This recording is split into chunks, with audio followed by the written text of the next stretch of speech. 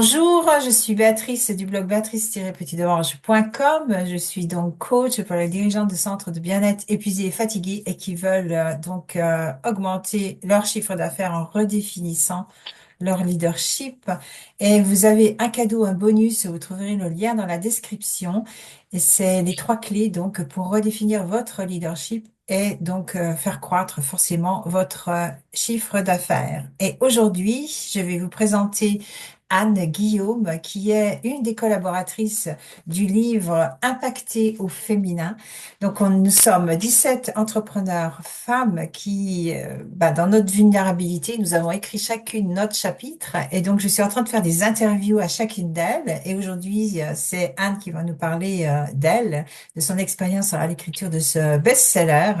Et je vous conseille vivement de l'acheter pour découvrir qui nous sommes, mais surtout pour vous donner le courage, l'envie d'entreprendre aussi pour votre vie. Bonjour Anne, comment vas-tu? Béatrice.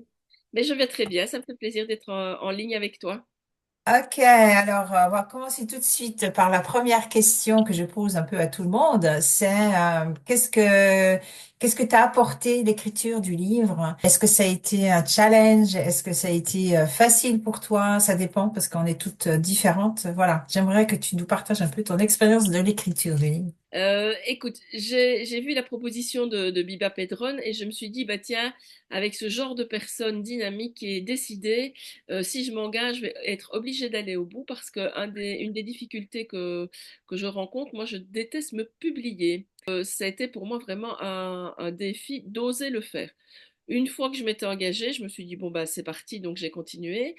La rédaction du texte, c'était pas très compliqué puisque c'est l'histoire de ma vie que je connais assez bien. Donc voilà, c'est assez difficile, c'était assez facile. Ce qui était peut-être un petit peu plus difficile, c'était d'y glisser des anecdotes personnelles, partager un peu mes émotions, mon vécu et mon ressenti. Ça, c'était peut-être un peu plus délicat, pardon. Mais oui, finalement, ça a quand même été assez facile.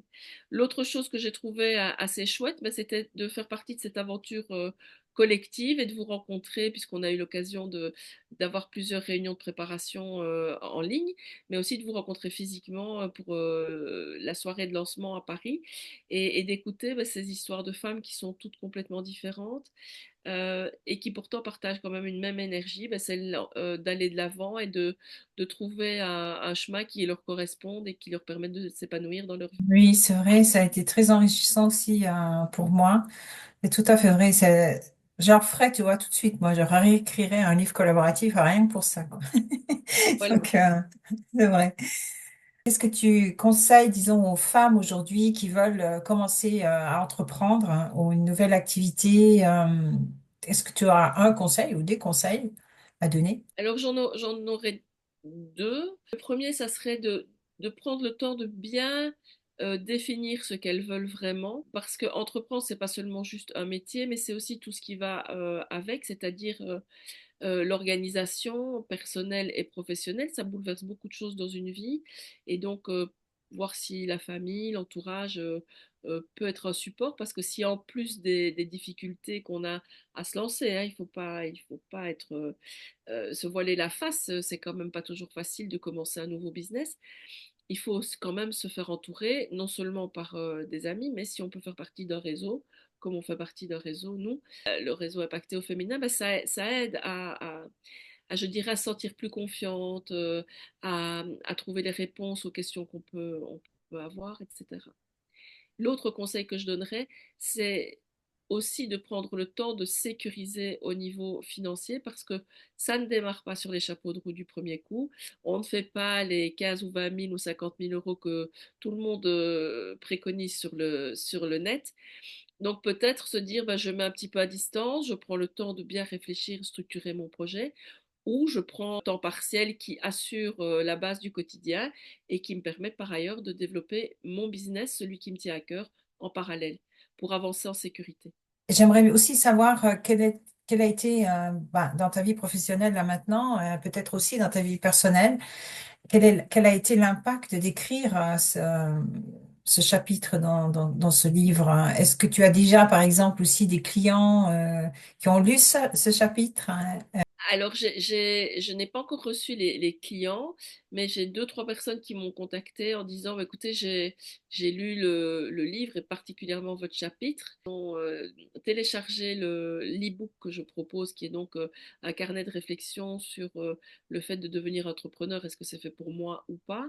Et elles me disent elles ont pris le temps entre Noël et Nouvel An pour pouvoir, elles ont bloqué du temps pour pouvoir y répondre. Et j'espère me revenir suite à la lecture de ce livre et de mon chapitre en particulier. Ah, c'est merveilleux ça. Et donc, le fait d'avoir mis à plat comme ça, disons, ta vie, parce que je pense que c'est toute ta vie jusque maintenant. Donc, pour moi, ça a été une façon un peu de resetter, et de faire un peu, de dire, OK, ça, je vais pas l'oublier. Je l'ai écrit quelque part. Et puis, je peux aller de l'avant avec de nouveaux projets, de nouvelles choses. Toi, comment est-ce que tu as vécu le fait de mettre à plat ta vie comme ça? Est-ce que ça a influencé aussi ta façon, ton approche dans ton business et dans ta vie privée? Alors, le fait d'avoir écrit mon histoire, moi, ça n'a peut-être pas provoqué le même reset que chez toi, parce que moi, ça fait longtemps que je l'ai fait, ce reset. J'ai vraiment changé de vie en 2007, puisque j'ai abandonné ma carrière dans l'industrie pharmaceutique internationale pour me lancer en tant que coach indépendante dans le domaine professionnel, puisque j'accompagne des équipes et des organisations vers la mise en intelligence collective. Donc, ça n'a pas provoqué un reset, mais ça m'a plutôt conforté en me disant que j'avais bien fait de sauter le pas et que la vie que je mène aujourd'hui correspond vraiment à la vision que je m'étais faite de la vie que je souhaitais et qui me correspondait vraiment. Et ça m'a replongé effectivement, comme tu disais, ben, on revient un petit peu son passé en écrivant sa vie et me dire que si j'ai vécu des très bons moments, j'ai adoré mon boulot, j'ai fait une très belle carrière, ça ne me correspond plus du tout et la vie que j'ai choisie me correspond vraiment. C'est une vie pleine de sens, qui est authentique et dans laquelle je me sens bien. Donc, l'impact du livre sur ma vie privée, bon, il n'y en a pas eu parce que la vie que j'avais choisie est déjà en place depuis plusieurs années. Ma vie professionnelle, oui, ça a un peu renforcé mon existence professionnelle d'indépendante, où là, je propose vraiment quelque chose qui correspond vraiment, vraiment à ce que je crois et à qui je suis, c'est-à-dire accompagner des gens en transition pour définir leur vision personnelle et mettre en place la vie qu'ils souhaitent pour aller vers plus de sens, alors qu'auparavant, j'étais encore un peu un pied dans les grandes organisations et que j'accompagnais vers ce qui me paraissait des processus plus confortables pour travailler ensemble. D'accord. Donc, du coup, je suis en train de comprendre mieux maintenant le fait que toi, tu étais une salariée, tu es devenue indépendante, c'est ça? C'est ça, mais il y a une Oui, ça, gap. c'est un énorme passage que tu as Ah, fait parce que, ouais. c'est un saut quantique, ça. Et c'est pour ça, c'est pour ça que quand tu me demandais quel conseil je donnais, je pense que le fait d'être entouré au niveau personnel, que ce soit la famille, les amis, etc., et au niveau professionnel par un réseau, un groupe, que sais-je, un club comme celui que propose Biba, et par ailleurs se mettre en sécurité au niveau financier, parce que se lancer dans un business, c'est une chose, mais en plus, ne pas dormir parce que on ne sait pas si on aura, je ne sais pas, les 1 000 ou 2 000 euros qui sont nécessaires pour que les enfants aient à manger et que le loyer soit payé, c'est pas envisageable. Voilà. Oui, oui, C'est tout à fait, je suffisamment comprends. inconfortable parce que c'est Hmm. une grosse, grosse différence que tout le monde n'apprécie pas, je dirais, à sa juste valeur et je dirais à sa juste difficulté. Passer d'un statut de salarié où ça tombe tous les mois à un statut d'entrepreneur, c'est pas la même mentalité et c'est pas le même challenge. Moi, j'ai jamais été salariée, donc ça, Voilà, je peux pas vraiment aider les gens je comprends même pas c'est le ça. mindset d'un salarié du tout. Mais chacun son travail. Moi, je suis très bonne pour autre chose. Moi, je suis très bonne aussi pour recommencer. Tu vois, les business, hein, ça, je sais faire parce que j'en ai fait pas mal dans ma vie. Et chaque fois que j'ai obtenu le top du top, moi, je disais tout le temps, je fais comme Schumacher. Tu vois, je m'en vais au top de ma carrière. Je veux pas me voir descendre.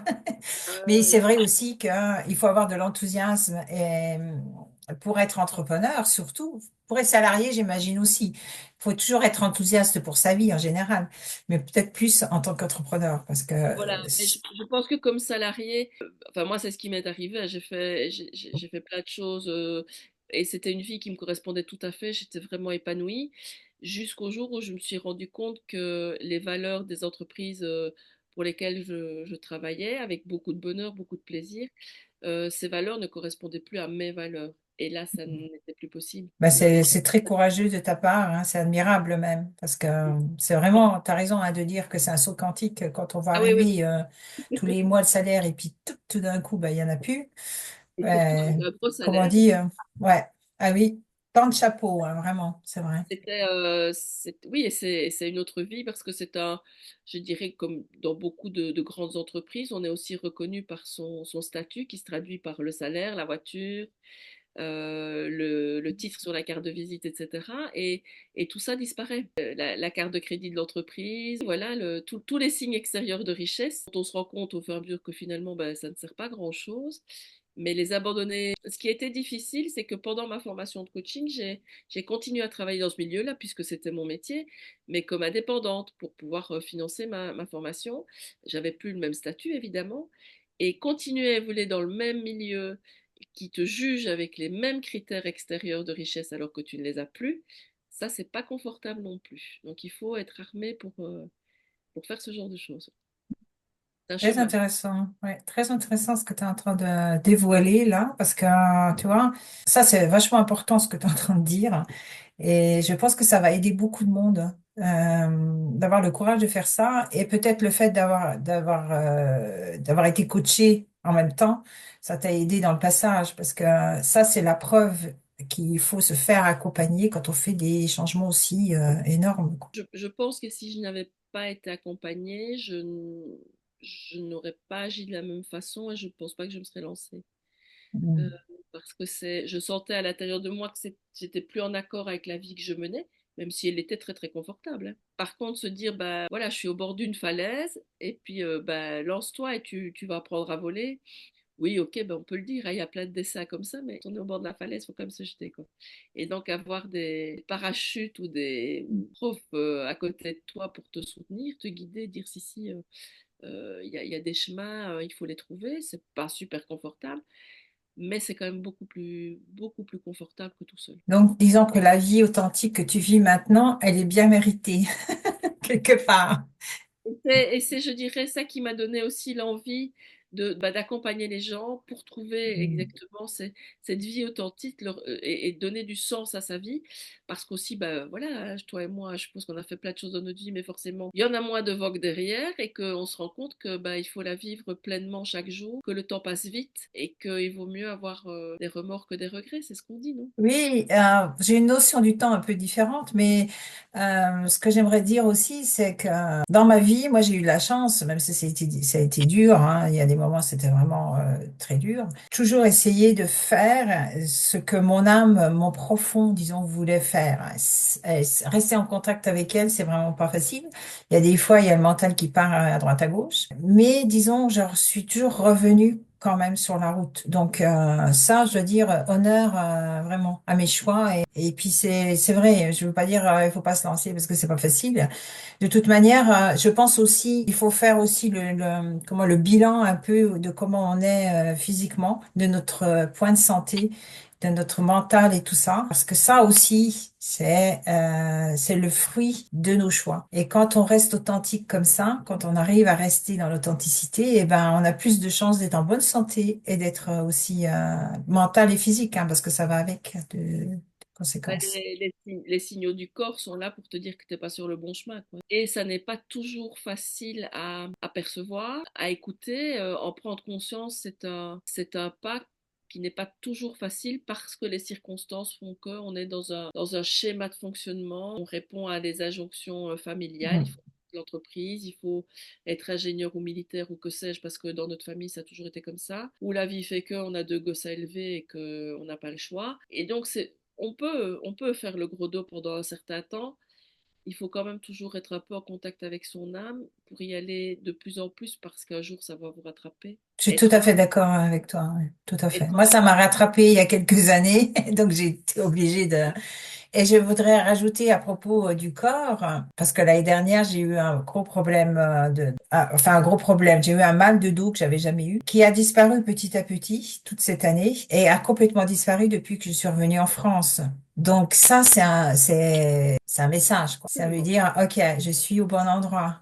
Donc, écoutons nos messages du corps. C'est pas évident à les traduire, hein, parce que on a l'ego qui arrive et qui dit, oh non, c'est pas ça.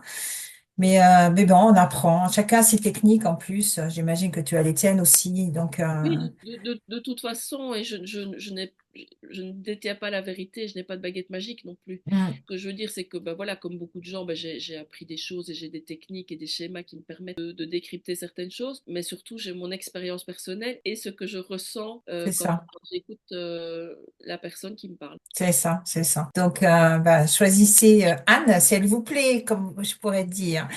Une autre question que j'avais là tout de suite, c'était, oui, quelle est, selon toi, quelle vision as-tu? Quelle vision as-tu de l'entrepreneuriat féminin bah, en France, parce qu'on est en France, disons. Voilà. De manière générale, je pense que bah, effectivement, entreprendre, enfin être une femme et entreprendre en France, en Europe ou voire aux États-Unis, on a quand même énormément de chance.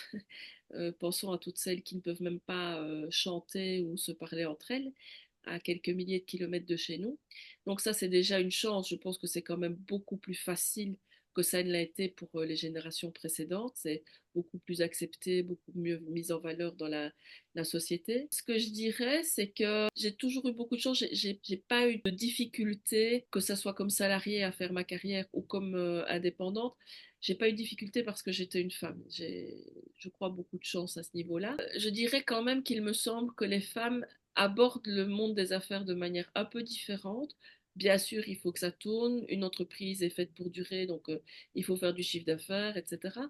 Mais il me semble qu'elles introduisent quand même plus une balance entre leur vie professionnelle et personnelle, et que si elles veulent entreprendre, c'est justement pour améliorer cet équilibre qu'elles ne trouvent pas ailleurs. Par ce biais-là, elles arriveront petit à petit à remettre le féminin, pas les femmes, mais le féminin dans le monde des affaires qui en a grand besoin. C'est comme ça que je vois l'entrepreneuriat au féminin. Mm. Merci Anne. Une dernière question, enfin une question ouverte, disons, si tu as envie de dire quelque chose que tu n'as pas dit là pendant ces minutes qu'on a parlé ensemble, rajouter quelque chose, je sais pas, ce que tu veux. Ce que je veux, bah, c'est que c'est un moment que j'utilise, donc nous sommes en fin d'année, c'est un moment que j'utilise moi bah, pour prendre du temps. Je me mets dans un petit coin agréablement avec un carnet de notes et je revisite un petit peu mon année, j'en fais le bilan, ce qui était bien, ce qui n'était pas bien, en quoi ça correspond à la vision que j'ai de ma vie, qu'est-ce que je vais mettre en place pour l'année prochaine. Pas forcément comment avoir plus de clients, plus de chiffre d'affaires, mais comment je vais prendre le temps de m'écouter, comment je vais prendre le temps de mettre en place ce qui me correspond et ce qui me fait du bien. Donc, un moment de recentration sur soi entre l'année écoulée et la future qui va arriver. Merci. Merveilleux conseil, idée aussi pour la fin d'année en général. On fait des trucs comme ça. Enfin, je sais pas si on fait ça autre chose, mais bon, on a toujours des bons propos, tu sais, pour la nouvelle année. Voilà, je me suis dit que j'allais partager mes réflexions. Donc, j'ai commencé le dimanche de l'Avent. Ça m'est venu comme ça. Je publie une question par jour sur mon profil LinkedIn. Bah, une question à se poser sur le sens de ma vie. Voilà, merci. On va te retrouver. Tu me donneras tous tes liens. Je les mettrai dans la description de la vidéo. Voilà. Et n'oubliez pas d'acheter Impacté au féminin. À bientôt. Ah, merci Béatrice, à bientôt. À bientôt. Au revoir à tous, au revoir à toutes. Au revoir.